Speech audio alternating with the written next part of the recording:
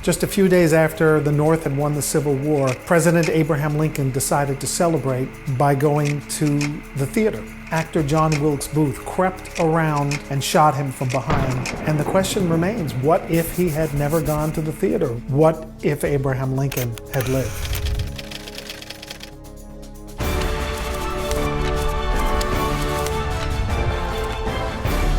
So Andrew Johnson, suddenly and without any preparation, becomes the 17th president, and he has none of the skills, none of the resources, none of the residue of goodwill that Abraham Lincoln did.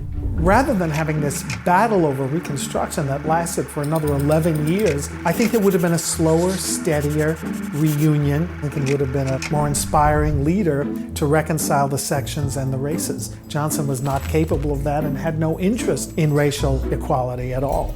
Abraham Lincoln would have also fought for infrastructure. He was always in favor of roads, bridges, railroads, canals. Frankly, I think southern states would have benefited. Think about what his leadership after the war would have meant. An economy not based on slavery and not based alone on agriculture, but some construction projects that would have widened opportunity, job opportunity, in southern states that had too long been almost a nation apart. 3 days before he was killed, he called for voting rights for educated African Americans and those who had served in the army. Pretty radical. John Wilkes Booth was actually in the crowd, turned to a friend and said, "That's the last speech he'll ever make." He wanted to shoot him on the spot. 3 days later, he did. I think we should take Abraham Lincoln at his word.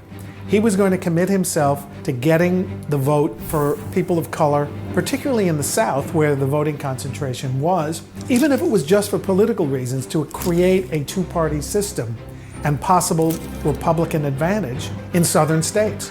It might not have been necessary to have a second revolution, a second civil war over civil rights in the 1960s.